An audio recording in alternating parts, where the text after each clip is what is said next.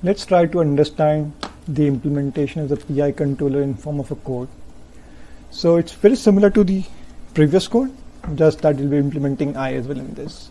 So let's say my current position of y is equal to 5 is any random number, and we are going to check it against some sort of an x value. So we have taken a list from 1 to 30 in this case, and we are going to see how quickly with respect to x does my y variable actually aligns with my required variable. So my y desired is equal to 0, so I need to just make my y current is equal to y desired, and x will help me to understand how quickly did I reach that value.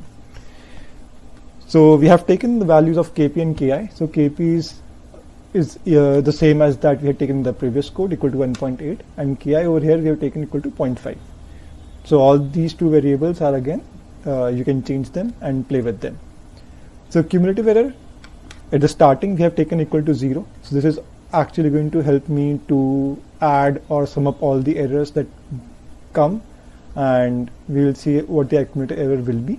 And y values is just to store my y current values that change according to the error computed. So when we start the loop, we initially calculate the error just as before, y current minus y desired, and then we update the value of y current according to the error computed. So how we do it is we just take the error multiplied with kp and then the cumulative error with ki. So this is how we calculate y current, and obviously we're subtracting this value from whatever we had before to calculate a new value. That is how it's done. So this ki into cumulative error is the integral part that we have implemented.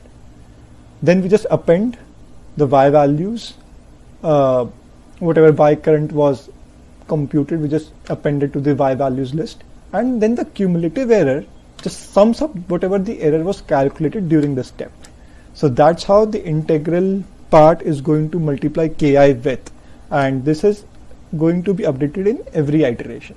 So that's the whole implementation of kp and ki in terms of what happens with the PI controller implementation in terms of code. If we look at the graph, we can clearly see that the number of times the system overshoots is less, and the amount of time taken to reach the set point is also less in comparison to just the P controller. This is how we implement the PI controller.